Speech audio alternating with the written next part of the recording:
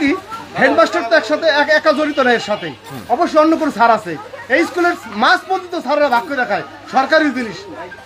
এই স্কুলে বিগত ছিল কামাল স্যারে এই ছাত্রছাত্রীরা চুষা খাইছে একদম, প্রাইভেট পড়ার নাম করে এই সাজেশন বিক্রি করছে।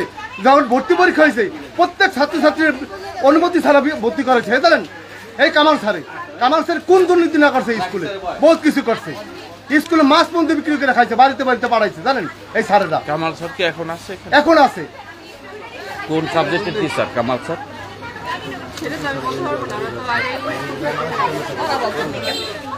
কামাল স্যার কোন সাবজেক্টের?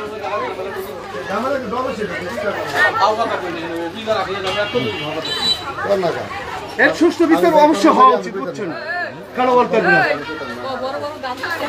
বড় বড় গাছ বিক্রি করে খাইছে, জানেন ঘর ছিল পুরান তাও বিক্রি করে খাইছে এই স্যারেরা। তাহলে আজকে ওরা যে আন্দোলন করছে এটা যৌক্তিক? অবশ্যই যৌক্তিক, অযৌক্তিক কিছুই না।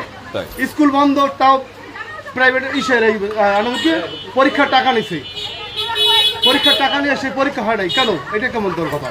এটা কোনো সরকারি স্কুলের নিয়ম? এটা নিয়মের ভিতরে পড়ে। এটা ছাত্রদের আন্দোলন অবশ্যই সঠিক। আপনি কি এখানে বাসা আপনার? জি, আমি স্থানীয়। শুনছিলেন এখানে স্থানীয় আরেক ভাইয়ের কথা, তার মুখেই শুনছিলেন তার বাসা এই স্কুলটির সাথেই, যে এখানে গাছ বিক্রি হয়, এখানে মাছ বিক্রি হয়, এই সব অভিযোগ কিন্তু রয়েছে অন্যান্য শিক্ষকের বিরুদ্ধে। যদিও এই মুহূর্তে অনেক শিক্ষার্থী তাদের নাম প্রকাশ করতে চাচ্ছে না, কিন্তু এই লোকটি কিন্তু নাম ধরেই বলল যে এই টিচার এই স্কুলের মাছ বিক্রি এবং গাছ বিক্রি এগুলোর সাথেও জড়িত।